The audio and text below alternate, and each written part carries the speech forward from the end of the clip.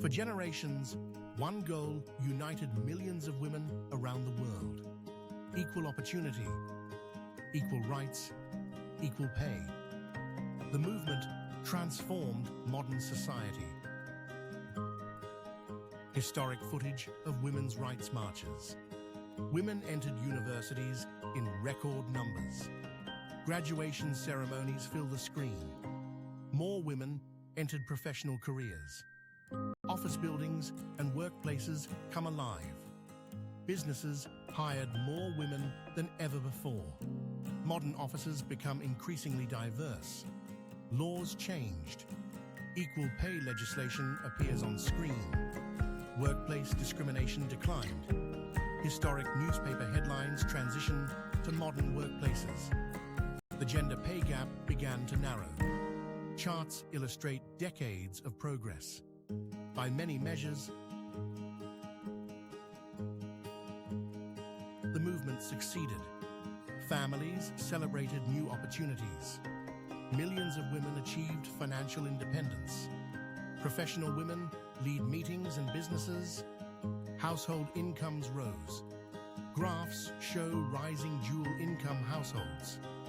At first glance, that should have made life easier. A family walks through a suburban neighborhood. If two adults earn an income, life should become more affordable. A calculator shows growing household earnings. Yet millions of families feel exactly the opposite. Bills pile across a kitchen table.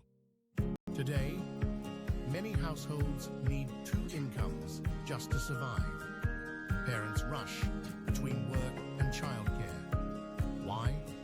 The answer may be more complicated than it first appears. The screen slowly darkens. To understand today's economy, we first need to understand yesterday's. Archival footage from the 1950s and 1960s. Decades ago, many middle-class families relied on a single income. A father leaves for work while children play. That didn't mean every family was wealthy. Many struggled, but a single full-time wage could often cover the basics. A modest home, food, transport, children, savings. As more women entered the workforce, something remarkable happened. The labor force expanded dramatically. Graphs illustrate labor participation rising. Household income increased. Economic growth accelerated. Consumer spending surged. Entire industries expanded. It looked like a success story. And in many ways, it was. Millions gained independence. Careers became available regardless of gender. Families enjoyed greater financial security. But economics rarely changes only one thing. When millions of additional skilled workers entered the labor market, demand also increased. Demand for housing. Families bid against one another. House prices climbed. Demand for childcare. Childcare centers became essential. Demand for transport. Traffic filled expanding cities. Demand for education. University costs continued rising. Demand for larger homes. Mortgage repayments increased. As household income rose, businesses also adjusted prices. Not because of a conspiracy, but because markets respond to what consumers can afford. Higher purchasing power often pushes prices higher over time. Inflation charts appear beside housing prices. Today, in many cities, one income is no longer enough. Two incomes have become the expectation. For many young couples, working isn't the choice, it's the requirement. Then another challenge appears. Children. Parents drop children at daycare before sunrise. If both adults work, someone must care for young children. Daycare has become one of the largest household expenses. Childcare bills appear beside mortgage payments. For some families, one parent's entire salary barely covers childcare. Others rely on grandparents. Many simply postpone having children. Birth rate graphs begin falling. Across much of the developed world, people are marrying later, having fewer children, or choosing not to have children at all.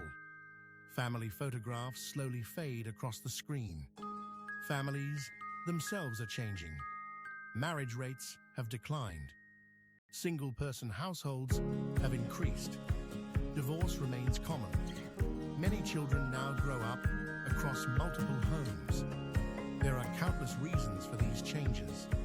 Economics is only one. Culture, technology, personal freedom, changing expectations, all play a role.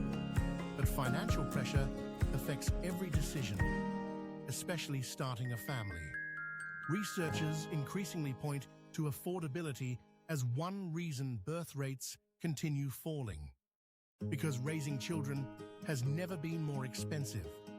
Housing, education, healthcare, childcare, activities, food, everything costs more. Parents calculate monthly expenses.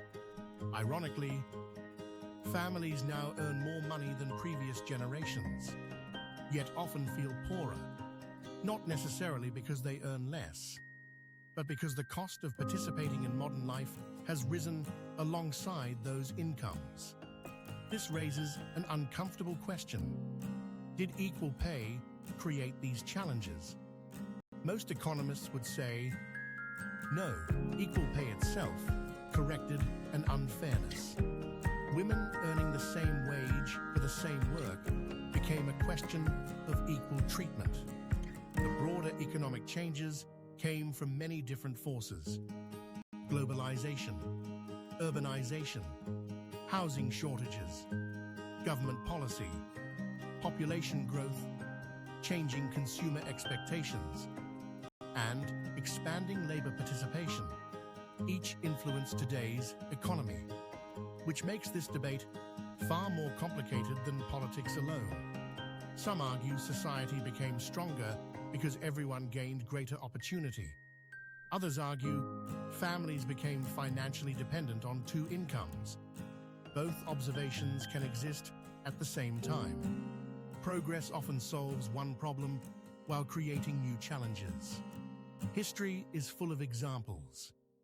The automobile replaced horses, but created traffic. The internet connected the world, but transformed privacy forever. Economic progress is rarely simple. Neither is social progress. Perhaps the real question isn't whether equal pay was the right goal. Perhaps the better question is, why has rising prosperity failed to make so many families feel financially secure? And if modern households now require two incomes, while childcare, housing, and education continue becoming more expensive, what does the future of family life look like? Will governments adapt? Will markets adjust? Will technology reduce costs? Or will raising children become an increasingly difficult choice? The debate isn't really about equal pay anymore. It's about whether modern society has built an economy that allows families to thrive. Because if both men and women have achieved greater opportunity, but raising a family has become harder than ever, have we finished the journey toward progress? Or are we only beginning to ask what progress should actually look like?